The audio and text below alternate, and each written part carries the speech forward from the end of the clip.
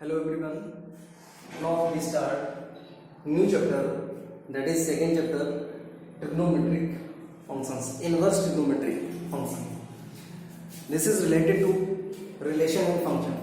जो आपका very first chapter है रिलेशन एंड फंक्शन, तो मोस्टली ये फंक्शन से ही रिलेटेड होता है। जितना भी इसका टॉपिक है वो फंक्शन से रिलेटेड होता है। और ये स्टार्ट कहाँ से होता है? जो इनवर्स ट्रिग्नोमेट्रिक फंक्शन है ये कहाँ से आता है? आपने क्लास 11th में स्टडी किया था ट्रिग्नोमेट्रिक फंक्शंस, तो ये आपका जो ट्रिग्नोमेट्रिक फंक्शन है इसी से आपका डेवलप हुआ है इनवर्स ट्रिग्नोमेट्रिक फंक्शन। अब कोई भी फंक्शन इनवर्स कैसे हो सकता है? कोई भी फंक्शन जो आपका है वो इनवर्स कैसे हो सकता है? उसके लिए वो फंक्शन 1 1 और ऑन टू होना चाहिए। मतलब जो फंक्शन 1 1 और ऑन टू होगा वही फंक्शन आपका इनवर्स ट्रिग्नोमेट्रिक फंक्शन होगा। तो पहले थोड़ा सा कोई रिव्यू करते हैं फंक्शन के लिए कि कौन से फंक्शन आपके 1 1 ऑन टू होते हैं और कौन से फंक्शन आपके 1 1 ऑन टू नहीं होते। जो फंक्शन 1 1 ऑन टू होते हैं उन्हीं को बोलते हैं बाइजेक्टिव, दैट मीन्स इन्वर्टिबल। और जो फंक्शन इन्वर्टिबल होंगे वही फंक्शन हमारे इनवर्स फंक्शन होंगे। तो देखते हैं इसका एग्जांपल लेते हैं कि आपका जो फंक्शन है वो डिफाइन हो रहा है a to b, function defined from a to b। तो इसके लिए 2-3 एग्जांपल लेते हैं। That is set a and this is set b। आपको मालूम है कि जो सेट a होता है ये डोमेन होता है और सेट b जो होता है इसको बोलते हैं codomain, that is not range, that is codomain. Suppose that elements are given a b c 1 2 3। अगर कोई फंक्शन 1 1 है दैट मीन्स डोमेन के जितने भी एलिमेंट हैं इन सभी की यूनिक इमेज बननी चाहिए किसमें? सेट बी में, दैट मीन्स कोडोमेन में। ए की 1 बी की 2 और सी की 3। तो इस केस में ये आपका एक फंक्शन है। पहला तो ये है कि जो आपका रिलेशन दे रखा है वो फंक्शन होना चाहिए, it should be must. Second ये आपका एक फंक्शन है। यहाँ पर भी हमारा जो फंक्शन है वो a टू डिफाइन हो रहा है a to b, that is a and this is b। आपको चेक करना है कि फंक्शन हमारा 1 1 होगा या नहीं होगा। a b c 1 एंड 2, 1 की इमेज a की इमेज 1, a की इमेज 2, b की इमेज 2 और c हमारा ऐसे ही छोड़ गया। तो फंक्शन होने के लिए पहली कंडीशन होती है कि फंक्शन होने के लिए डोमेन के जितने भी एलिमेंट हैं, डोमेन के जितने भी एलिमेंट हैं उन सभी की यूनिक इमेज सेट बी में होनी चाहिए। मतलब डोमेन का कोई भी एलिमेंट छूटे ना। डोमेन का कोई भी एलिमेंट अगर नहीं छूटता है और उसकी one and only one image बनती है तो उस फंक्शन उसको बोलेंगे हम लोग फंक्शन। तो ये हमारा फंक्शन नहीं है। एक और एग्जांपल लेते हैं। मान लेते हैं कि फंक्शन आपका है डिफाइन हो रहा है a to b, a b c 1 2 और जो a की इमेज है वो 2 है, b की इमेज 2 है और c की इमेज 1 है। तो ये आपका फंक्शन है। फंक्शन क्यों है? क्योंकि डोमेन के जितने भी एलिमेंट हैं उन सभी की यूनिक इमेज बन रही है, इसलिए आपका ये फंक्शन है। ये फंक्शन इसलिए नहीं था कि किसी एक एलिमेंट की 2 इमेज नहीं हो सकती हैं। जैसे यहाँ पर सेट ए का जो डोमेन ए है, डोमेन ए का जो एलिमेंट ए है उसकी 2 इमेज हो रही है, एक बन रही है 1 और दूसरी बन रही है 2। It is not possible. Okay, इसमें क्या है? इसमें ये हमारा फंक्शन है। जो सेट ए और सेट बी दे रखा है ये हमारा फंक्शन है। ए की 2 इमेज, बी की 2 इमेज, मतलब ए की जो इमेज है वो 2 है और बी की जो इमेज है वो 2 है। मतलब दोनों एलिमेंट की यूनिक इमेज बन रही है। तो इस टाइप से ये हमारा फंक्शन होगा। लेकिन ये फंक्शन 1 1 नहीं होगा, ये फंक्शन होगा मैनी वन। तो ये फंक्शन हमारा 1 1 नहीं होगा। फंक्शन तो है लेकिन मैनी वन फंक्शन है, ये 1 1 फंक्शन नहीं। इनवर्स प्रूफ करने के लिए फंक्शन को 1 1 होना पड़ेगा। 1 1 होगा तभी इनवर्स होगा, अदरवाइज इनवर्स नहीं होगा। अब दूसरा केस क्या होता है कि फंक्शन हमारा ऑन टू है या नहीं है। ऑन टू के लिए जो हमारा कोडोमेन होता है, कोडोमेन में जितने भी एलिमेंट हैं होते हैं उन सभी एलिमेंट्स की प्री इमेज सेट ए में होनी चाहिए। अगर सेट बी में या कोडोमेन का कोई भी एलिमेंट छूट जाता है जिसकी कोई प्री इमेज नहीं होती है तो वो हमारा जो फंक्शन है वो ऑन टू नहीं होगा। दैट मीन्स यहां पर क्या है, इसका एग्जांपल लेते हैं। ये सेट ए है और ये सेट बी है, 1 2 3, यहाँ पर ए बी सी और डी। इसका रिलेशन ए से, इसका रिलेशन बी से, इसका रिलेशन सी से।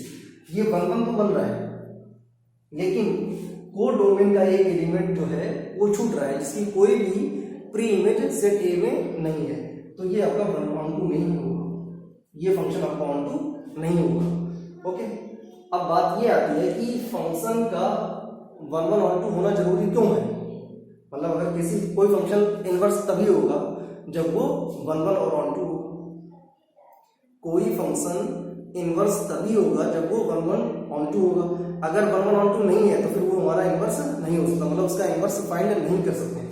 जैसे ये हमारा 1 1 ऑन टू है, ये वाला जो है ये मैनी 1 ऑन टू है। 1 1 ऑन टू जो फंक्शन है इसका तो इनवर्स फाइंड कर सकते हैं, लेकिन मैनी 1 ऑन टू जो है उसका हम इनवर्स फाइंड नहीं कर सकते। क्यों नहीं फाइंड कर सकते ये भी हम आपको बताते हैं। जब फंक्शन हमारा डिफाइन हो रहा है a टू b, तो ये एक हमारा फंक्शन है। इसी फंक्शन का जब हम फाइंड करेंगे इनवर्स फंक्शन फाइंड करेंगे तो कैसे लिखेंगे, f inverse defined from b to a। पहले डिफाइन कैसे हो रहा था, a टू b डिफाइन हो रहा है, अब ये कैसे डिफाइन होगा, b टू a। मतलब ये हुआ कि पहले ये डोमेन था और ये कोडोमेन था। ओके, सेट ए आपका डोमेन था, सेट बी आपका कोडोमेन था। जब उसका इनवर्स फाइंड किया तो सेट बी अब ये कन्वर्ट हो गया डोमेन में और ये कन्वर्ट हो गया कोडोमेन। ठीक है, ये ध्यान रखें, जब किसी फंक्शन का इनवर्स फाइंड करेंगे तो डोमेन कोडोमेन में चेंज होगा और कोडोमेन जो है वो आपका रेंज में चेंज होगा। देखिए यहाँ पर ए सेट ए जो आपका है वो डोमेन था और सेट बी जो आपका है वो कोडोमेन है। जब उसका इनवर्स फाइंड किया तो सेट बी कन्वर्ट हो गया डोमेन में और सेट ए कन्वर्ट हो गया कोडोमेन में। अब चेक करते हैं कि अगर फंक्शन 1 1 है तो वो इनवर्स होगा, अगर फंक्शन 1 1 नहीं है, मैनी 1 है, तो उसका इनवर्स कैसे फाइंड नहीं कर सकते हैं। चेक करते हैं इसमें।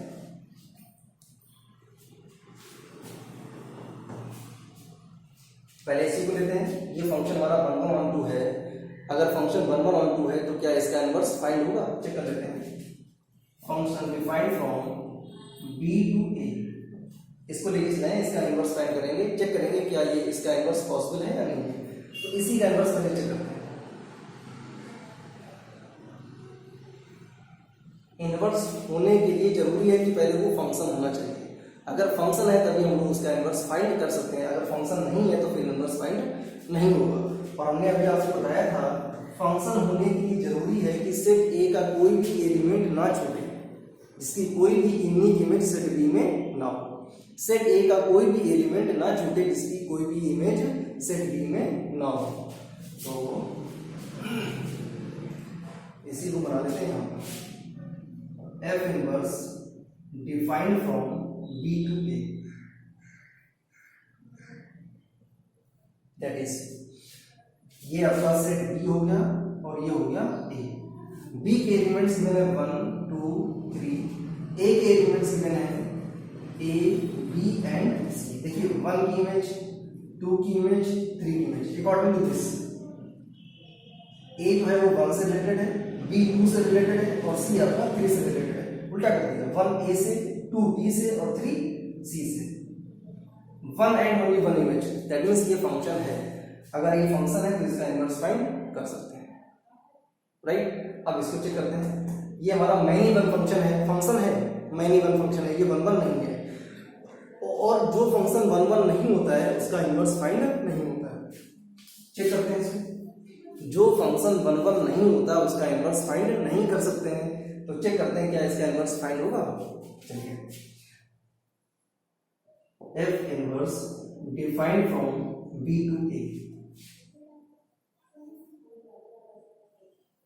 ये आपका बी है और ये आपका ए है।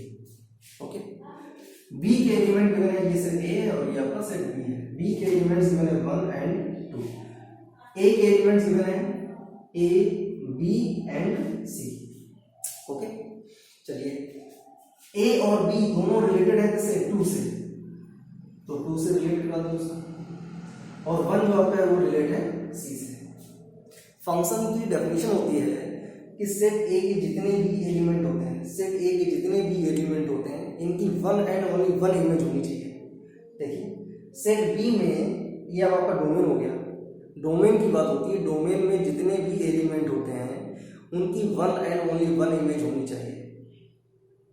तो यहाँ पर आते हैं, ये हमारा जो बी है ये अब डोमेन में कन्वर्ट हो गया है, तो डोमेन के एलिमेंट कौन से हैं? 1 एंड 2। 1 की इमेज सी है, लेकिन 2 की इमेज 2 आ रही है। 2 की इमेज एक ए है और दूसरी 2 की इमेज बी है। ऐसा पॉसिबल नहीं होता है। जैसे आपका ये फंक्शन है fx is equal to x square plus 1, suppose that क्या f ऑफ 1 की वैल्यू और f ऑफ 2 की वैल्यू क्या ये दोनों इक्वल है? कभी इक्वल नहीं हो सकती। जब इक्वल नहीं हो सकती हैं तो किसी एक एलिमेंट की 2 इमेज पॉसिबल नहीं है। तो जब किसी एक एलिमेंट 2 इमेज पॉसिबल नहीं है, दैट मींस फिर ये हमारा फंक्शन नहीं होगा, और जब फंक्शन नहीं होगा तो फिर उसका इनवर्स फाइंड नहीं कर सकते हैं। फंक्शन नहीं है तो फिर वो बाइजेक्टिव नहीं होगा, बाइजेक्टिव नहीं दैट मींस वो इन्वर्टिबल नहीं है, और इन्वर्टिबल नहीं है तो फिर उसका इनवर्स फाइंड नहीं कर सकते हैं। तो इनवर्स फाइंड करने की जो कंडीशन होती है वो होती है 1 and on 2, not many 1 on 2। This is the condition for invertible function या इनवर्स फंक्शन। तो ये क्लियर हो गया कि इनवर्स फंक्शन फाइंड करने के लिए जो आपका फंक्शन है वो 1 ऑन 2 होना चाहिए। अगर फंक्शन आपका 1 ऑन 2 है तभी उसका इनवर्स फाइंड कर सकते हैं, अदरवाइज इनवर्स फाइंड नहीं कर सकते। अब यहाँ पर हम लोग कुछ ट्रिग्नोमेट्रिक फंक्शंस की बात करेंगे। जितने भी हमारे टी रेशियोज होते हैं, जितने भी हमारे टी रेशियोज होते हैं वो सभी ट्रिग्नोमेट्रिक फंक्शंस होते हैं, और ये जितने भी ट्रिग्नोमेट्रिक फंक्शंस होते हैं इन सभी का इनवर्स फाइंड कर सकते हैं। जितने भी हमारे टी रेशियोज होते हैं, ट्रिग्नोमेट्रिक फंक्शंस होते हैं, इन सभी का हम लोग फाइंड कर सकते हैं इनवर्स। तो इनवर्स कैसे फाइंड करते हैं? यहाँ पर कुछ कंडीशंस होती हैं इनवर्स फाइंड करने के लिए। चलिए देखते हैं। पहले हम फंक्शन की बात करते हैं। अगर function fx is equal to आपका गिवन है sin x, दैट मींस ये लिखा होगा आपका y is equal to fx equal to sin x। अगर ये आपका फंक्शन गिवन है तो चेक करते हैं क्या ये फंक्शन आपका 1 ऑन 2 होगा या नहीं होगा। 1 ऑन 2 होने के लिए जरूरी है कि जितने भी हमारे इनपुट होंगे उन सभी का आउटपुट यूनिक होना चाहिए। अगर आउटपुट यूनिक है दैट मींस सिंगल इमेज बन रही है, तभी वो हमारा 1 ऑन 2 होगा, अदरवाइज 1 ऑन 2 नहीं होगा। तो चेक करते हैं इसको। पहले इसका हम ड्रॉ करते हैं, इसका ग्राफ।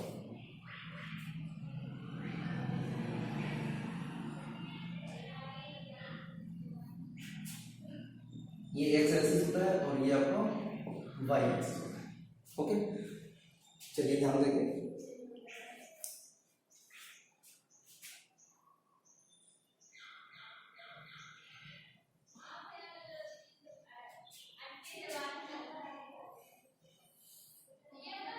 ये जो आपका फंक्शन है, ये आपका जो ग्राफ है, ये sin x का ग्राफ बना हुआ है। अब देखिए ये पास कहाँ से होता है? ओरिजिन से पास होता है। ओके, यहाँ से यहाँ तक का जो इंटरवल होता है वो होता है पाई, फिर ये हो जाता है 2 पाई, और ऐसे चल जाता है। ये 0 है, ये माइनस पाई और ये माइनस 2 पाई। ये जो पॉइंट होता है दैट इज पाई बाई 2।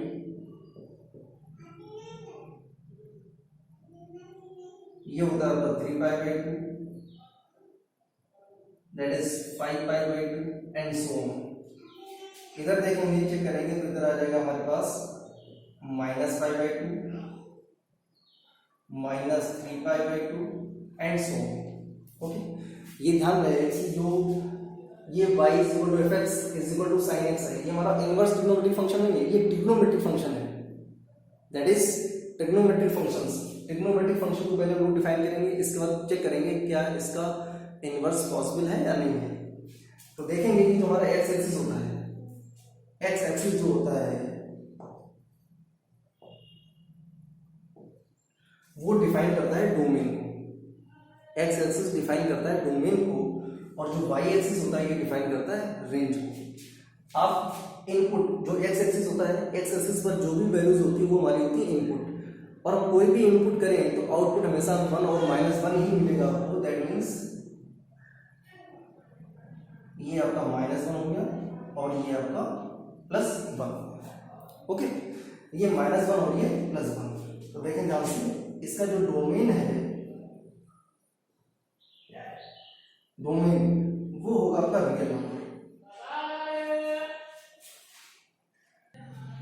इसका डोमेन जो है वो रियल नंबर होगा, लेकिन जो इसकी रेंज है वो -1 से 1। ध्यान रहे, जैसे यहां से स्टार्ट किया 0 से, 0, π/2, π, 3π/2, 2π, 5π/2 एंड सो ऑन। ऐसे हम इधर लेंगे तो -π/2, -π, -3π/2, -2π एंड सो ऑन। ये सब हमारे क्या है, ये सभी इनपुट है।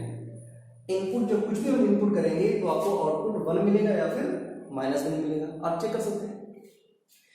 तो इसमें डोमेन हमारा हो गया रियल नंबर और रेंज होगी हमारी -1 से 1। अब देखिए, जब इसका फाइंड करेंगे इनवर्स,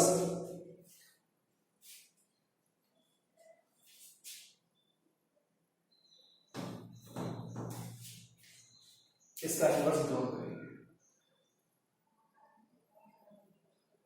ये एक्स एक्सिस है और ये हमारा वाई एक्सिस है। जब इस फंक्शन का इनवर्स फाइंड करेंगे तो ये कन्वर्ट हो जाएगा, हमारा जो फंक्शन होगा वो बन जाएगा fx = sin इनवर्स x।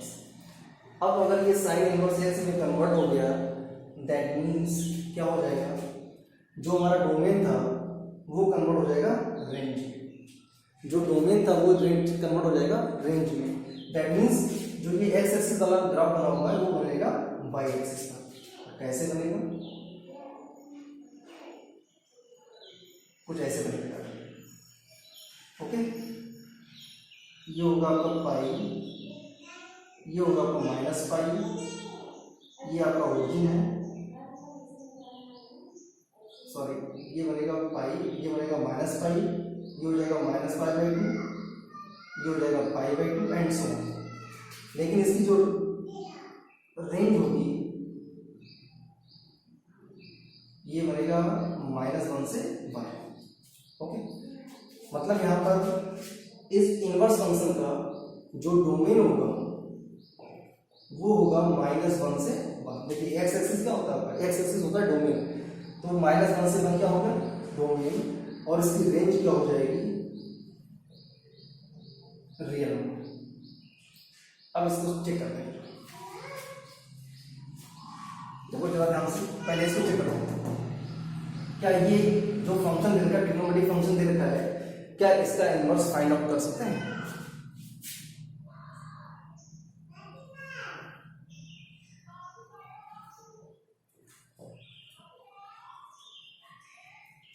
देखिए पहले प्रूव करते हैं π/2, 3π/2,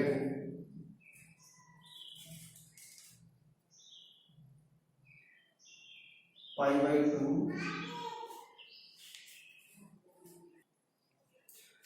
देखिए जब जो हमारे पास इनपुट कौन कौन से होंगे, π/2, 3π/2, -π/2 और -3π/2। ओके, ये हमारा दे रखा है एक्स एक्सिस, और एक्स एक्सिस क्या होता है, डोमेन होता है। डोमेन हमारा ये हो गया, बहुत सारी वैल्यूज दे रखी है, हमने कुछ वैल्यूज ले रखी हुई है चेक करने के लिए क्या ये फंक्शन 1 होगा।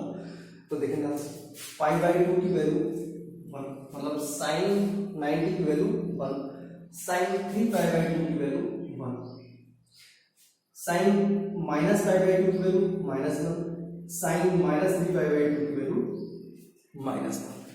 तो क्या ये फंक्शन हमारा 1 है? 1 तो नहीं है। π/2 और 3π/2 की वैल्यू 1 आ रही है, इधर मैनी इधर 1, इधर मैनी इधर 1, दैट मींस फंक्शन कैसा हो गया, मैनी 1 हो गया। अगर ये फंक्शन 1 1 हो, मैनी 1 हो गया, तो फिर इसका आप इन्वर्स फाइंड नहीं कर सकते हैं। लेकिन इसका इन्वर्स फाइंड करते हैं, और इन्वर्स फाइंड करने के लिए जो ग्राफ दे रखा होता है इसको पहले बन बनाते हैं। जब तक बन नहीं करेंगे तब तक इसका हम इन्वर्स फाइंड नहीं कर सकते। तो इसके लिए क्या किया गया, इसके ग्राफ को थोड़ा सा रेस्ट्रिक्ट कर दिया गया, बाउंड कर दिया गया, और वो ये किया गया कि -π/2 से लेकर के और π/2 तक बाउंड कर दिया गया कि यहाँ से यहाँ तक ही आप इसकी वैल्यूज को निकालेंगे, इसके अलावा कोई वैल्यू आप यूज नहीं करेंगे। तो जब ग्राफ को रेस्ट्रिक्ट कर दिया गया तभी हम इसका इन्वर्स फाइंड कर सकते हैं। तो उसके लिए क्या किया गया, देखिए यहाँ से ये आपका होगा -π/2, तो यहां से लेकर के यहां तक का जो ग्राफ है इसको कर दिया गया रेस्ट्रिक्ट। तो जब रेस्ट्रिक्ट कर दिया गया उस केस में इन्वर्स फंक्शन का जो डोमेन है वो -1 से 1 रहेगा, वो तो चेंज होगा नहीं, और इसकी जो रेंज है वो हो जाएगी आपकी -π/2 से π/2। ये ध्यान रहे कि अगर हम सारी वैल्यूज को लेके चलेंगे तो फंक्शन हमारा 1 नहीं होगा, उस केस में फंक्शन हमारा -1 होगा। तो जब -1 है लेकिन हमें इसका इन्वर्स फाइंड करना है, तो इन्वर्स फाइंड करने के लिए इस ग्राफ को कर दिया गया रेस्ट्रिक्ट, और जब रेस्ट्रिक्ट कर दिया गया तो हमारे पास बाउंडेशन हो गया कि जो हमारी रेंज होगी वो -π/2 से π/2 होगी। तो अब डोमेन हमारा ये रहेगा और रेंज हमारी रहेगी -π/2 से π/2। तो जितने भी हमारे ट्रिग्नोमेट्रिक फंक्शंस हैं वो सभी के सभी -1 होंगे, और -1 फंक्शन को इन्वर्स फाइंड करने के लिए उनको रेस्ट्रिक्ट करना पड़ेगा, और जब रेस्ट्रिक्ट करेंगे तो उनकी जो रेंज है इन्वर्स फंक्शन की वो चेंज हो जाएगी, वो बाउंड हो जाएगी कि हम इसी रेंज को लेकर के क्वेश्चन को सॉल्व करेंगे। तो ऐसे आप cos x का ड्रॉ कर सकते हैं, sin x हो गया, cos x हो गया, tan x, cos x, ऐसे सारे करने हैं। अब इसी पर बेस्ड कुछ हम लोग बेसिक जानकारी को देखेंगे कि और क्या प्रॉपर्टीज होती हैं इनको सॉल्व करने के लिए। अब कुछ बेसिक पॉइंट्स हैं जो आपने क्लास 10 से स्टडी किए हुए हैं, उनको पहले नोट करते हैं। जैसे sin 30 डिग्री की वैल्यू होती है 1/2, sin 45 डिग्री की वैल्यू होती है 1/2, sin 60 की वैल्यू होती है √3/2, cos 30 की वैल्यू होती है √3/2, cos 45 डिग्री की वैल्यू होती है 1/2, cos 60 की वैल्यू होती है 1/2, tan 30 की वैल्यू होती है 1/3,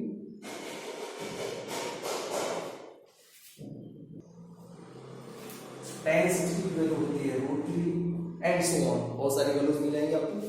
tan 45 डिग्री अगर निकालेंगे तो tan 45 वैल्यू होती है 1। ये आपने 10th में पढ़ा होगा। ओके, 11th में आपने स्टडी किया हुआ है, ये जो 30 डिग्री लिखा हुआ है इसको लिख सकते हैं π/6, that means 1/2, sin π/2 that means 1/2, sin π/3 that means √3/2। मतलब π/6 जो होता है वो 30 डिग्री होता है, π/4 जो आपका है वो 45 डिग्री होता है, π/3 जो आपका है ये 60 डिग्री होता है। तो ऐसे इसको फिर चेंज कर लेंगे, π/6 √3/2, π/4 1/2, π/3 that is 1/2, tan π/3 या tan π/6 लिखने पहले, that is 1/3, tan π/4 that is 1, और tan π/3 is equal to √3। ये हमने 11th में स्टडी किया हुआ है। अब क्या होता है 12th में, देखिए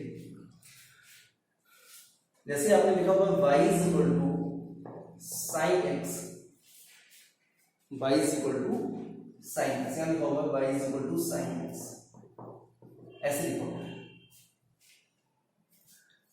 चलिए इसको डालते हैं।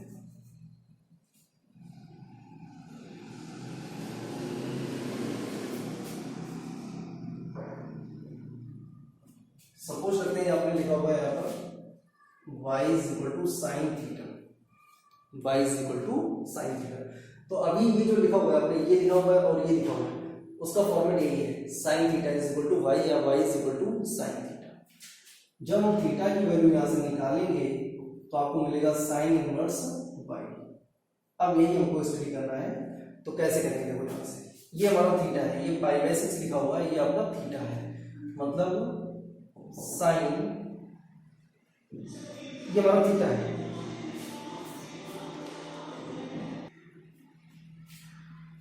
तो ये लिखा हुआ sine pi by 6 is equal to 1/2, और ये पाई बाय 6 आपका क्या है? थीटा है, और हमने यहाँ पर क्या लिखा हुआ? Theta is equal to sine inverse पाई।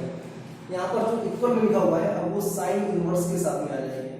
तो यहाँ पर इक्वल में क्या लिखा हुआ है? 1/2। तो कैसे लिखेंगे? Pi by 6 is equal to sine inverse 1/2। ये लिखा हुआ पाई बाय 4, तो pi upon 4 is equal to हो जाएगा साइन इनवर्स 1/2। ये लिखा हुआ पाई बाय 3, तो यहाँ पर हो जाएगा साइन इनवर्स √3/2। ओके, और चेक करते हैं। ये लिखा हुआ पाई बाय 6, तो यहाँ से पाई बाय 6 की वैल्यू क्या हो जाएगी? Cos inverse √3/2।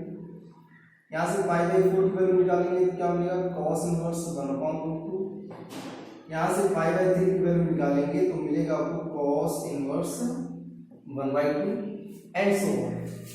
तो ऐसे हम लोग इनवर्स फाइंड करते हैं, इनवर्स फंक्शन की वैल्यू कैसे फाइंड आउट करते हैं। अब ये आ गया, इसके बाद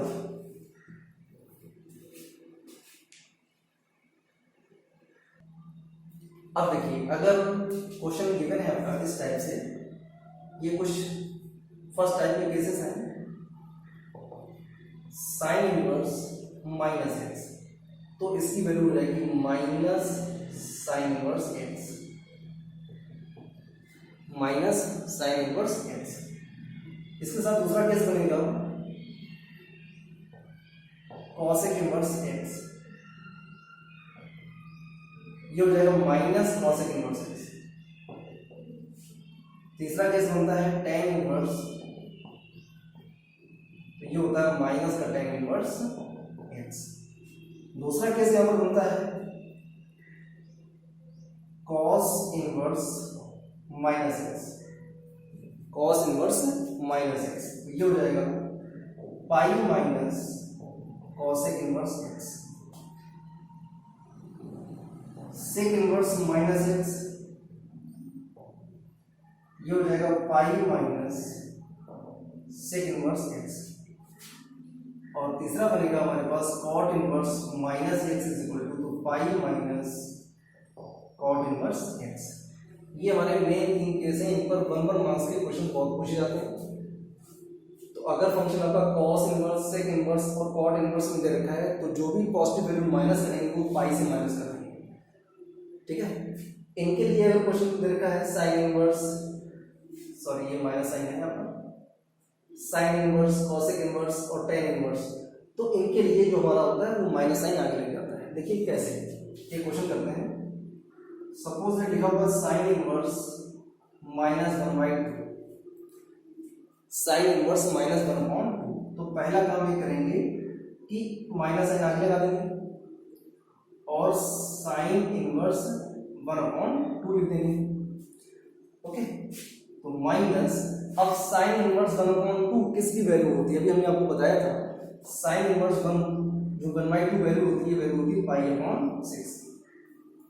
एक बात और ध्यान रखें कि जो आपका ये आंसर आ रहा है वो साइन इनवर्स की रेंज में ही होना चाहिए, और साइन इनवर्स की रेंज क्या होती है? -π/2 से π/2 होती है।